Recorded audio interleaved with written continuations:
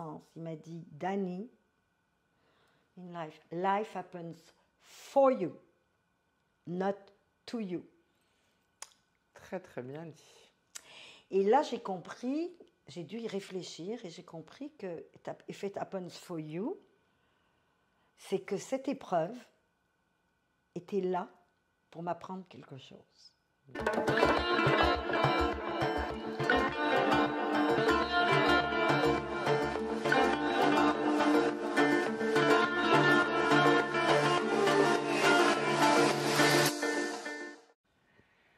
Bonjour Dani. Bonjour Siam. Alors aujourd'hui, tu as tu es la créatrice de Human Connection et nous sommes venus parler de toi. Oui. Voilà, et je suis très heureuse de participer à cette interview sur toi et savoir en fait qui es-tu vraiment et qu'est-ce qui t'a amené à faire ce merveilleux projet qui est Human Connection. By Dani Ross. By Dani Ross, bien sûr. Alors, tout ça c'est une grande question. Qui est cette femme? Oui, qui est Dani Ross en fait? Alors, Dani Ross est une jeune femme avec un esprit très libre, toujours, depuis petite fille. Petite fille, j'étais quelqu'un de très libre. Je rêvais toujours d'aller plus loin, au-delà d'eux, au-delà d'eux. Je suis née en France et j'avais peur de rien. J'avais vraiment peur de rien and I was always going with the flow. Okay. Tout petite, j'ai décidé de partir. Je partais à 17 ans en Angleterre. J'ai voyagé pendant 7-8 ans seule, plusieurs pays, je ne vais pas tout nommer. Et donc, c'est une petite fille que quand je la regarde maintenant, parce que maintenant, moi qui suis une femme, une maman, une grand-mère, je regarde cette petite fille, je dis, waouh, elle avait vraiment peur de rien. Et je vais sauter quelques étapes parce que je ne vais pas raconter toute ma vie, ce serait trop long. Donc j'ai voyagé beaucoup, j'ai fait plusieurs carrières. Et ensuite, je suis arrivée au Canada, où là, j'ai rencontré mon ex-mari et j'ai eu 3 enfants. Tu es arrivée vers quelle époque au Canada?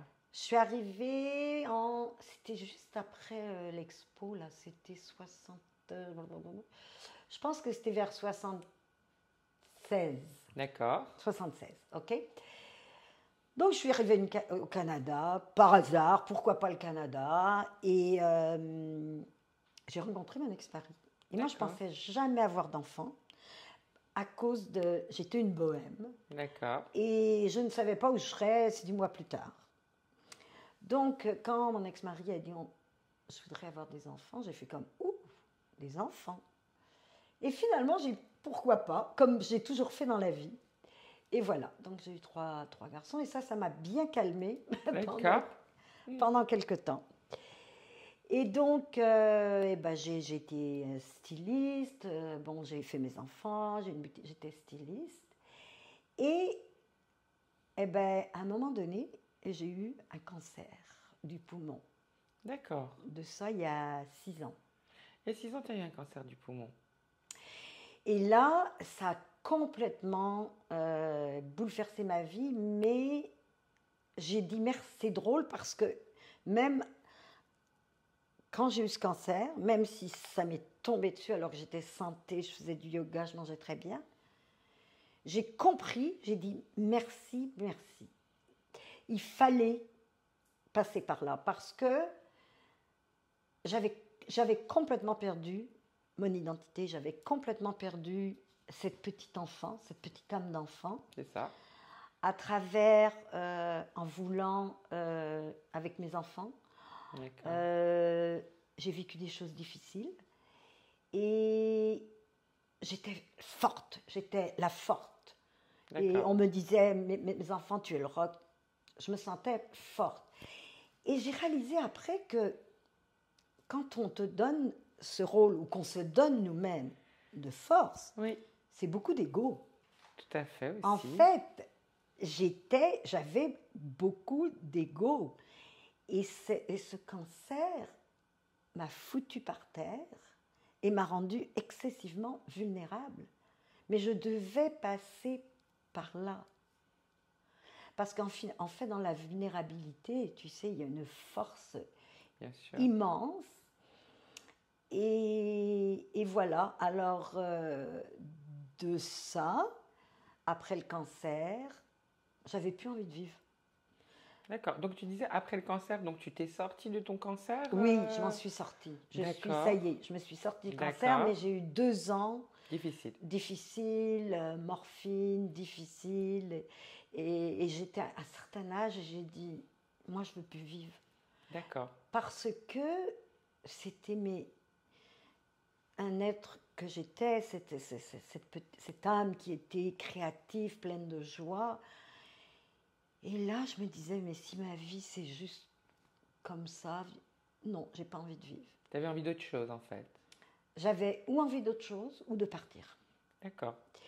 Et j'ai appelé un coach que Ouais. j'aimais beaucoup, coach de vie, mais j'avais fait des retraites de yoga avec lui. Ok. Et je lui ai dit, tu sais quoi, j'ai plus envie de vivre. Mes enfants sont assez grands, ils peuvent se débrouiller, mais si c'est pour vivre une vie comme ça.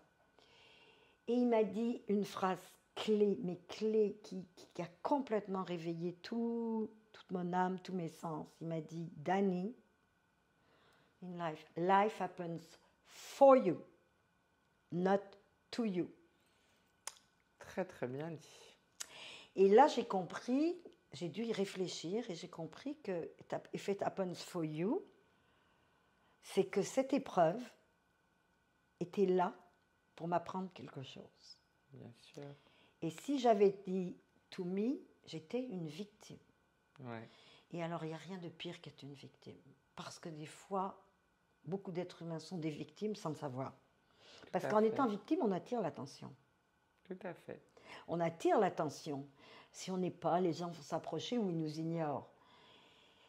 Et là, ça a été comme un wake-up call.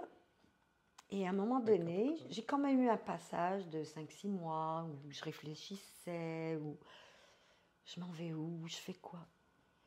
Et là, d'un seul coup, j'ai comme mais vraiment, a calling. Pourquoi tu ne te sers pas de ton expérience pour faire des interviews avec des gens qui, eux aussi, passent des moments difficiles. On en passe tous. Tout à fait.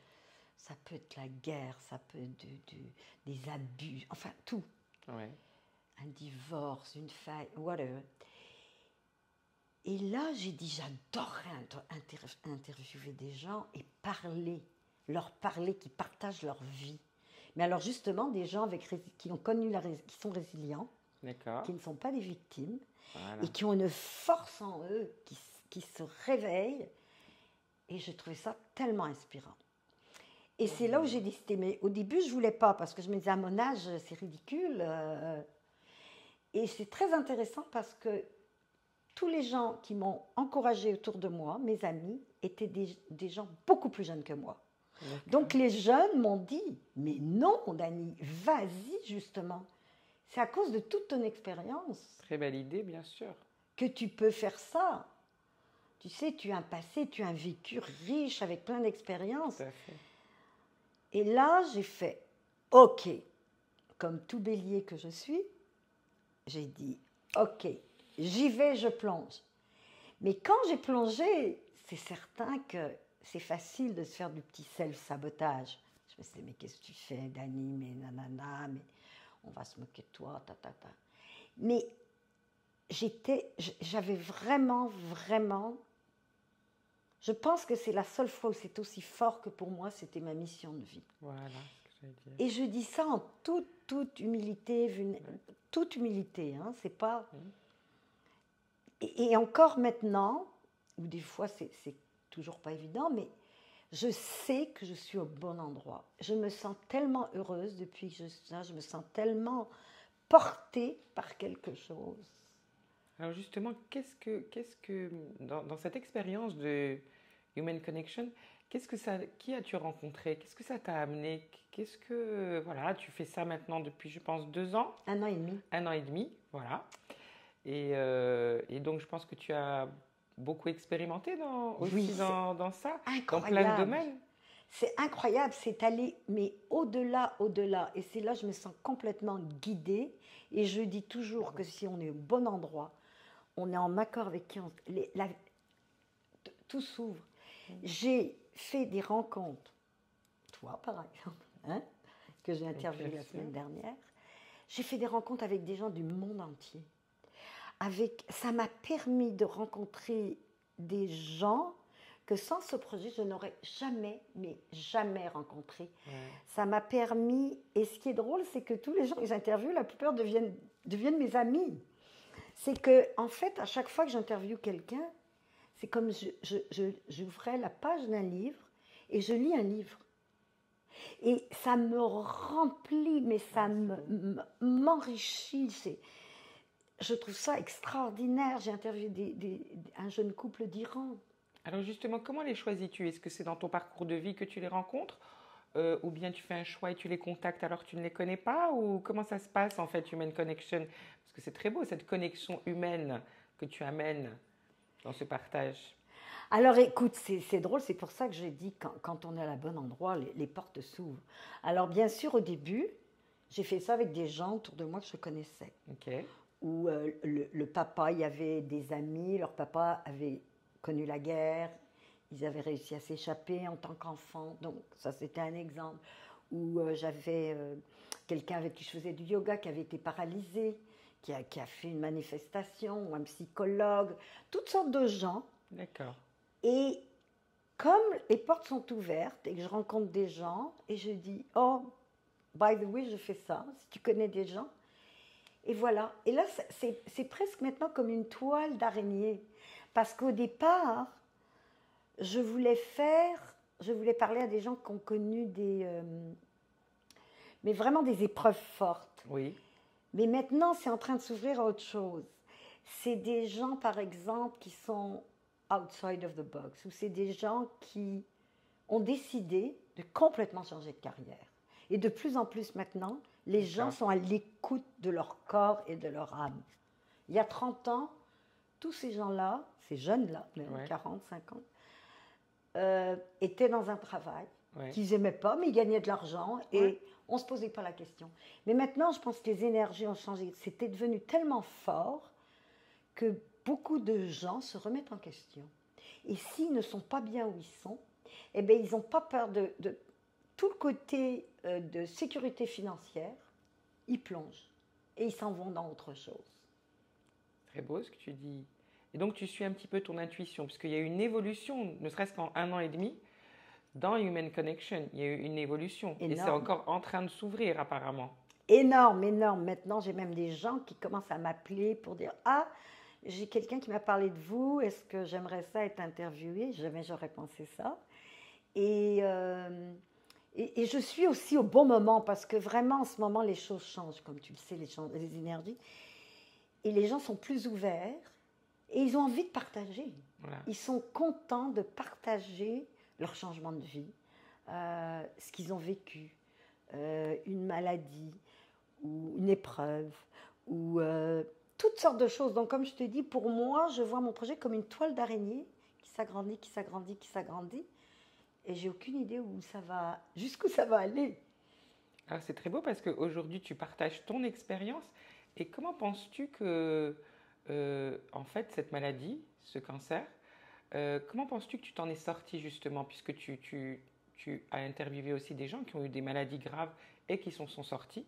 Et toi, qu'est-ce qui t'a aidé en fait? Partage avec les gens, j'aimerais bien que tu partages avec les gens ce qui t'a aidé à te sortir totalement de ça. Aujourd'hui, tu es en pleine forme, thanks God. Et qu'est-ce qui t'a aidé à te sortir de cette épreuve, qui est une épreuve? Qu'est-ce que tu pourrais dire aux gens sur ça? Alors, très bonne question, parce qu'en fait, tu vois, moi-même, je ne m'étais pas posée. Alors, ce qui m'a aidée, bon, d'abord, j'ai cette chance, je suis quelqu'un qui a une force. J'ai une force en moi qui vient, que j'ai eue à ma naissance. Est-ce que ça vient de mon père? Est-ce que ça vient, whatever, ou j'ai cette force en moi. Je suis aussi quelqu'un de très discipliné. Je peux être très folle, mais je suis quelqu'un de très discipliné.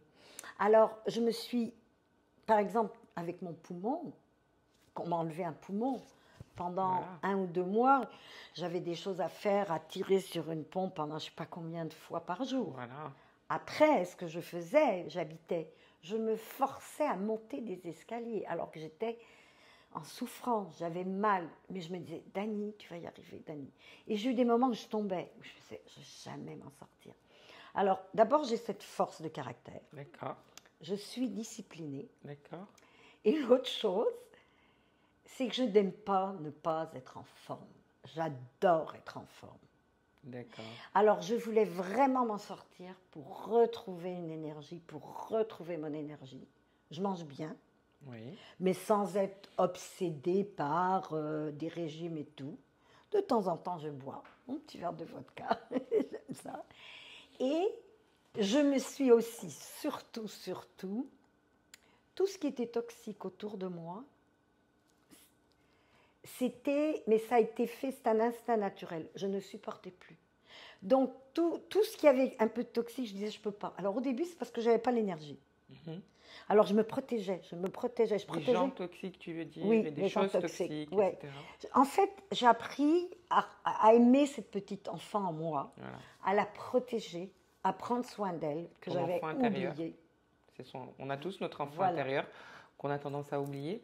Elle Surtout est profondément. Surtout quand on a des enfants Mm. et qu'on aime donner et partager. Alors c'est ça, donc j'ai pris soin de cette petite, cet intérieur. enfant intérieur. Ouais. Et petit à petit, je voyais. Mais ça m'a pris un bon 2 ans. Hein. Et là, étant donné que je m'occupe de cet enfant, et je lui ai redonné sa place. Parce qu'à un moment donné, j'ai dit, mais elle est où cette petite enfant? Elle est où cette petite enfant avec sa joie de vivre et qui était toute curieuse? Elle était complètement... J'ai dit, je vais prendre soin d'elle et je veux la retrouver. Et c'est ce que j'ai fait. Et ensuite, bon, ben, j'ai un choix d'amis. Je connais beaucoup de gens, mais j'ai des amis très proches, très exclusifs. J'ai ma famille, j'ai mes enfants. Voilà, quand je parle de mes enfants, je pleure, que j'adore, mes petits-enfants. Et voilà. Et j'ai aussi appris le détachement. D'accord. Ça, c'est une belle force aussi. Parce que je peux vous dire que la vie, à mon âge, n'est faite que de détachement.